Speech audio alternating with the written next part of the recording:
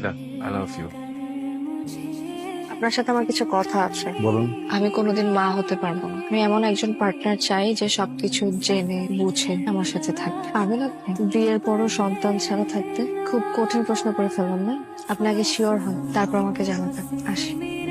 আমার একটা ফ্রেন্ড একটা মেয়েকে অনেক ভালোবাসে, বুঝছো? ওর সেই ভালোবাসার মানুষটা কখনো বাচ্চা হবে না, ওর কি করা উচিত? আমি এই ব্যাপারে কখনোই রাজি হতাম না।